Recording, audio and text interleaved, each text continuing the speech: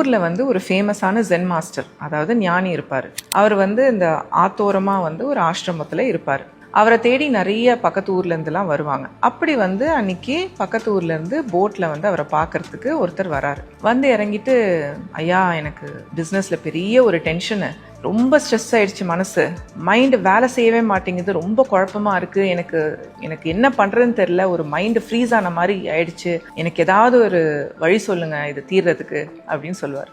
உடனே இந்த gen master சிரிப்பார். நீ வந்தியே போட்டு, அது இப்போ தான் கிளம்புது, அந்த இடத்துல இருந்து எனக்கு தண்ணி கொண்டு வா அப்படின்னு ஒரு பாத்திரத்தை கொடுப்பாரு.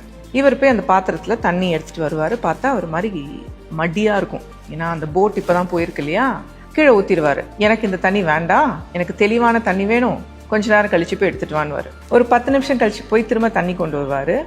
அந்த தண்ணி வந்து ஒரு மாதிரி கலங்கலாக இருக்கும், ஆனால் ரொம்ப மடியாக இருக்காது, ரொம்ப தெளிவாகவும் இருக்காது. திரும்ப கொட்டிடுவார். எனக்கு இந்த தண்ணி வேண்டாம், எனக்கு தெளிவான தண்ணி வேணும், இன்னும் கொஞ்ச நேரம் கழிச்சு போய் எடுத்துகிட்டு வான்னுவார். ஒரு திரும்ப வெயிட் பண்ணுவார். ஒரு அரை மணி நேரம் கழிச்சு போய் எடுத்துகிட்டு வந்தால் தண்ணி அப்படியே பளபளன்னு நல்ல நீட்டாக இருக்கும். அந்த ஜென் மாஸ்டர் சொல்வார், இந்த தண்ணி மாதிரி தான் நம்ம மனசும், அந்த போட் மாதிரி தான் உன்னோட ஸ்ட்ரெஸ்ஸும். எப்பயுமே ஒரு சலசலப்பு ஏற்படும் போது மனசு ரொம்ப ஸ்ட்ரெஸ்ஸாக இருக்கும். அந்த டைமில் உன்னால் எதுவுமே யோசிக்க முடியாது. எப்படி நீ வெயிட் பண்ணியோ அதே மாதிரி ஸ்ட்ரெஸ் வரும்போதும் கொஞ்சம் அதுக்கு டைம் கொடுத்தீனாக்கா உன்னோட மைண்டும் காம் ஆகும். ஸோ லைஃப்பில் வந்து சில வாட்டி இல்லை, நிறைய வாட்டி ஒரு ப்ராப்ளத்துக்கு அப்புறம் தெளிவாகிறதுக்கு ஆல் இட் டேக்ஸ்